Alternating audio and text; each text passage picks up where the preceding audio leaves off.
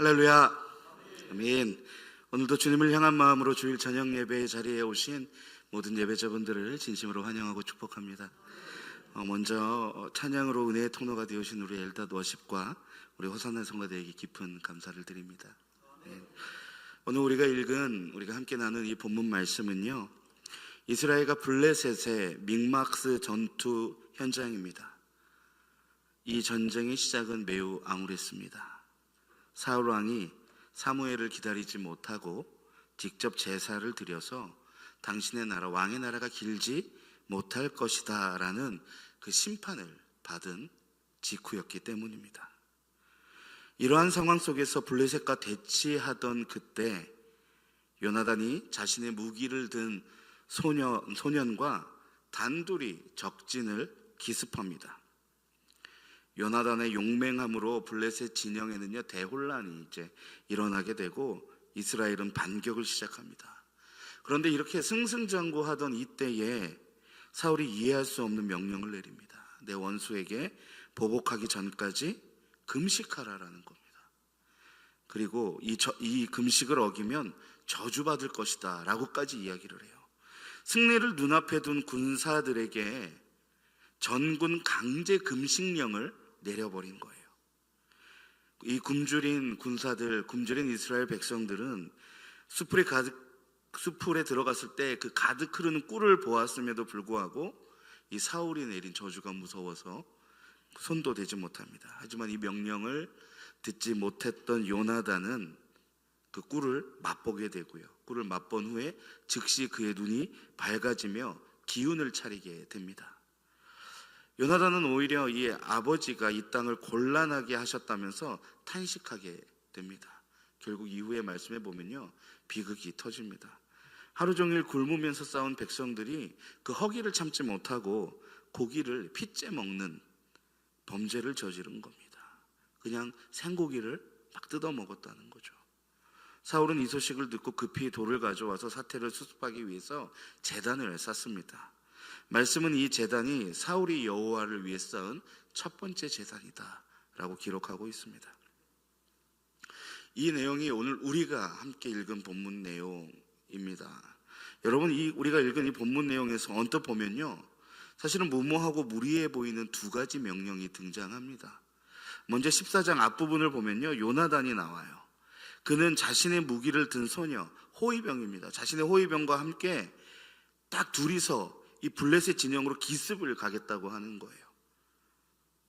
군사적으로 보면 여러분, 이거는 어떤 행위입니까? 자살행위죠. 적진으로 단 둘이 기습을 가겠다뇨. 정말 이건 자살행위나 다름없는 무모한 결정입니다. 그리고 오늘 본문의 사울은요, 한참 전쟁 중인 백성들에게 전군 금식령을 내려요. 가장 힘을 써야 할 때 밥을 먹지 말라는 건 역시 상식밖에 무리한 명령이죠.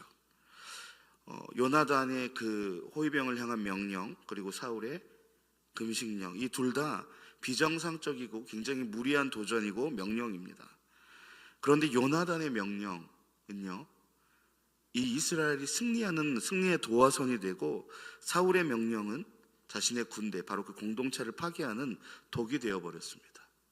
여러분, 이 두 가지 무모한 명령에는 어떤 차이가 있었을까요?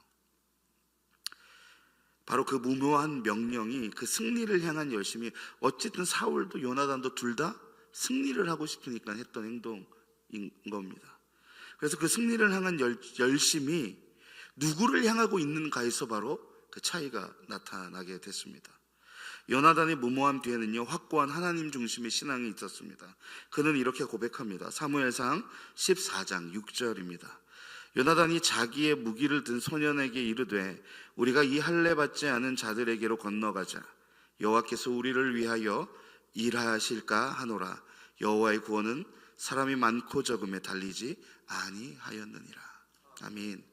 요나단은요, 하나님을 위해서 자신을 내던졌습니다. 우리를 위해서 일하시는 하나님을 온전히 신뢰하며 그렇게 나아갔습니다. 하나님을 향한 열심이었다라는 거죠. 그런데 이 사울은요, 달랐습니다. 13장에서, 이미 앞선 13장에서 하나님께서 버렸다라는, 이제 당신의 나라가 길지 않을 거다라는 사무엘의 이야기를 들은 직후 이 사울은요, 자신의 두려움과 수치에 사로잡혔어요. 그래서 자신의 그 무너진 권위를 세우기 위해서 이 금식이라는 종교적 퍼포먼스를 선택한 겁니다. 사무엘상 14장 24절을 읽어보겠습니다. 이날에 이스라엘 백성들이 피곤하였으니 이는 사울이 백성에게 맹세시켜 경계하여 이르기를 저녁 곧 내가 내 원수에게 보복하는 때까지 아무 음식물이든지 먹는 사람은 저주를 받을지어다 하였음이라. 그러므로 모든 백성이 음식물을 맛보지 못하고. 아멘. 여러분, 사울의 명령에는 누가 없습니까? 하나님이 없습니다. 오직 나와 내 원수만이 존재합니다. 사울의 열심은요, 하나님을 감동시키기 위한 것이 아니었고 하나님을 이용해서 나의 건재함, 나의 왕권의 건재함을 증명하려는 나를 향한 열심이었습니다. 여러분, 이것이 중심이 빠져버린 오늘 제목입니다. 허기진 열심이라는 거죠. 또한 사울의 이 명령이 허기진 열심이라는 이유가 25절부터 드러납니다. 25절을 읽어보겠습니다. 그들이 다 수풀에 들어간 즉 땅에 꿀이 있더라. 아멘. 사울이 백성들에게 무리한 금식을 강요하며 스스로를 거룩한 척 포장하고 있을 때 하나님은 여러분 무엇을 하고 계셨습니까? 하나님은 그 전쟁터 한복판 그 수풀 속에요, 꿀을 준비해 두셨어요. 지친 군사들이 언제든지 먹고 기운을 차려서 정말 끝까지 승리할 수 있도록 하나님은요, 숲을 곳곳에 은혜를 채워두셨다는 거예요. 이 꿀을 하나님이 준비해 두셨다는 것은 어떻게 알 수 있습니까? 이 사울의 금식령을 듣지 못했던 요나단이 그 지팡이 끝으로 그 꿀을 찍어서 맛을 보게 됩니다. 27절입니다. 요나단은 그의 아버지가 백성에게 맹세하여 명령할 때 듣지 못하였으므로 손에 가진 지팡이 끝을 내밀어 벌집에 꿀을 찍고 그의 손을 돌려 입에 대매 눈이 밝아졌더라. 아멘. 꿀 한 모금 맛보았을 뿐인데 요나단의 눈이 어떻게 됐다고 합니까? 밝아졌다고 했어요. 이 눈은 단순히 시력이 좋아졌다는 것이 아닙니다. 죽어가던 생명력이 살아나고 전쟁을 완수할 새 힘을 얻었다는 증거입니다. 요나단은 기습을 갔다 온 뒤에 굉장히 지친 상태였을 거예요. 전쟁이 계속되고 있는 상황에서 그 힘든 순간에 꿀을 먹었더니 그의 눈이 밝아졌다고 합니다. 하나님은요, 이스라엘 군대 전체가요, 이 요나단처럼 이 꿀을 먹고 눈이 밝아져서 승리의 기쁨을 누리길 원하셨을 거예요. 그런데 사울의 그 허기진 열심이 여러분 어떤 일을 벌입니까? 28절입니다. 그때 백성 중 한 사람이 말하여 이르되 당신의 부친이 백성에게 맹세하여 엄히 말씀하시기를 오늘 음식물을 먹는 사람은 저주를 받을지어다 하셨나이다. 그러므로 백성이 피곤하였나이다 하니, 하나님의 백성들을 살리려고 준비해 하신 그 달콤한 은혜를 먹으면 저주를 받는 도구로 바꿔버린 겁니다. 하나님의 은혜는요, 이미 숲풀 속에 흐르고 있는데 사울의 자신을 향한 허기진 열심이 바로 그 은혜를 다른 사람들도 누리지 못하게 막아버린 거예요. 여러분, 이 열심의 방향이요, 하나님이 아니라 나를 향하게 된다면요, 그 열심은 결단코 나를 배부르게 하지 못합니다. 또 나만 굶주리는 것이 아니라 내 주변의 사람들의 생명력까지 갉아먹는 것입니다. 요나단은 열심히 군사들에게 사기를 깨웠어요. 목숨을 걸고 단 둘이서 기습에 나서서 승리를 이끌었어요. 그런데 이 사울의 열심은요, 숫자적으로도 열세인 600명의 군사를 가뜩이나 수적으로도 열세한데 오히려 기진맥진하게 만들고 영적인 기아 상태로 몰아넣은 거예요. 그렇다면 여러분, 우리는 어떠합니까? 여러분들의 열심은 어떠하십니까? 우리는 신앙생활 열심히 합니다.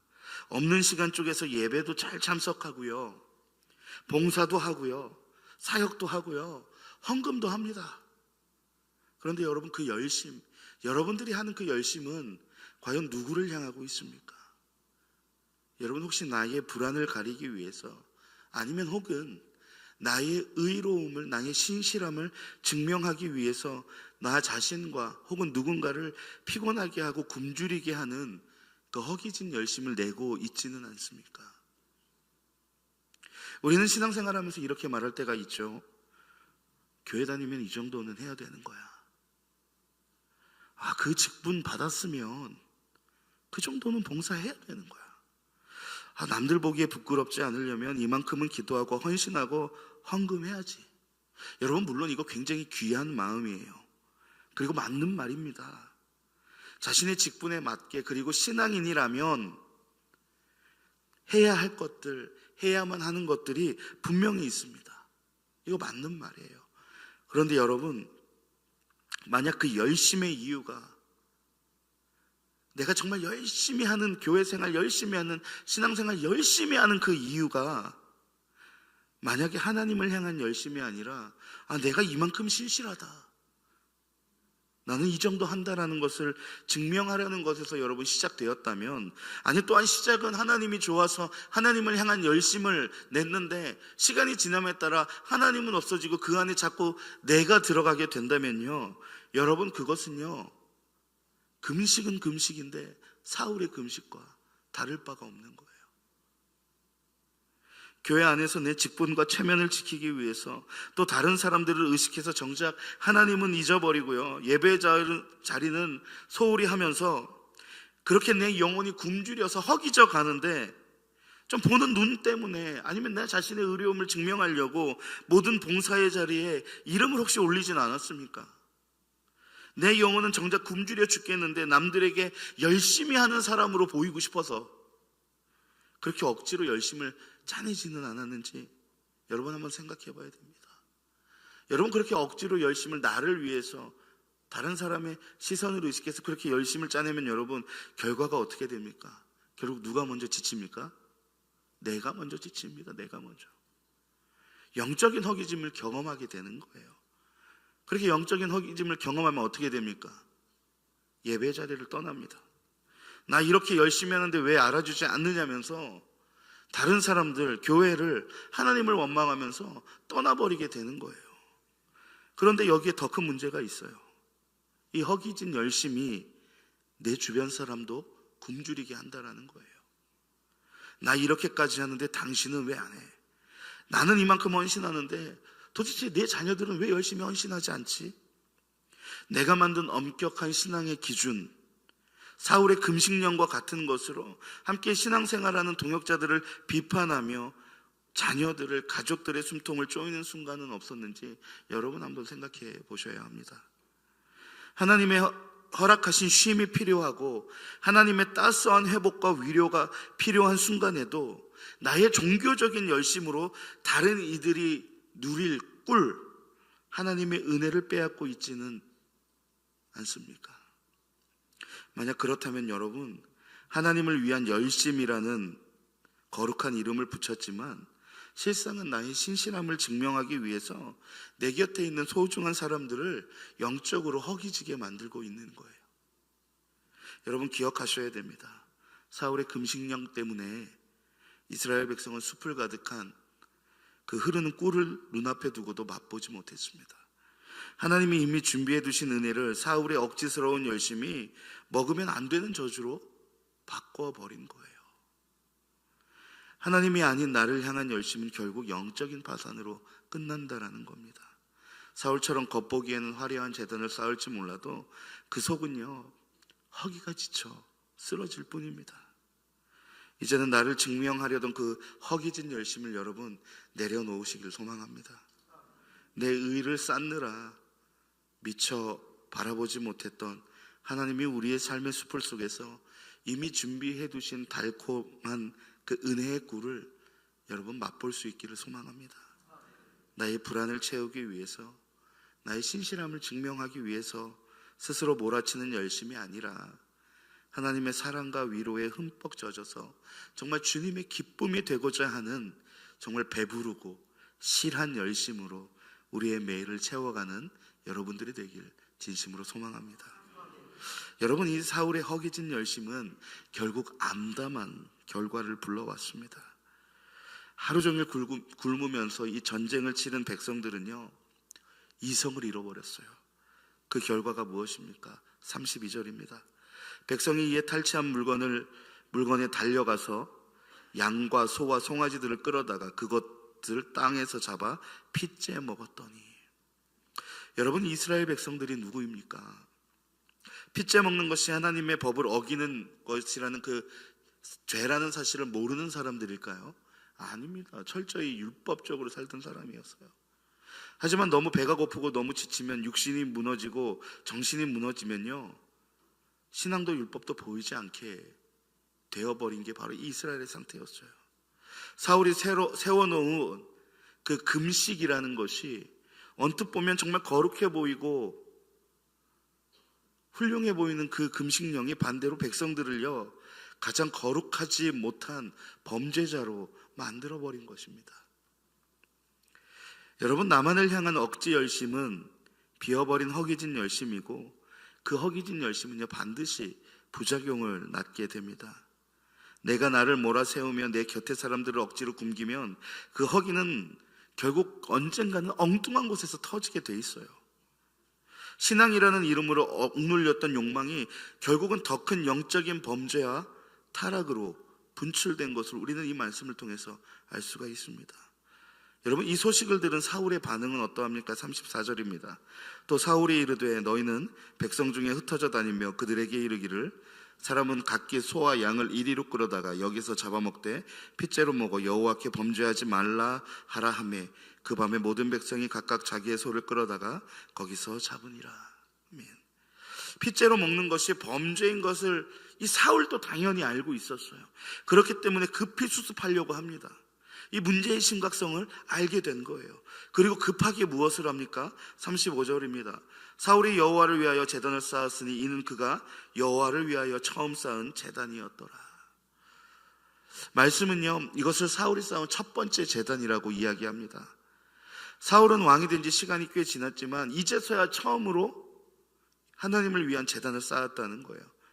그런데 여호와를 위해서 제단을 쌓았다라고 했는데, 여러분, 결국 그 제단도 잘 보면요, 하나님을 위해서 쌓은 제단이 아닙니다.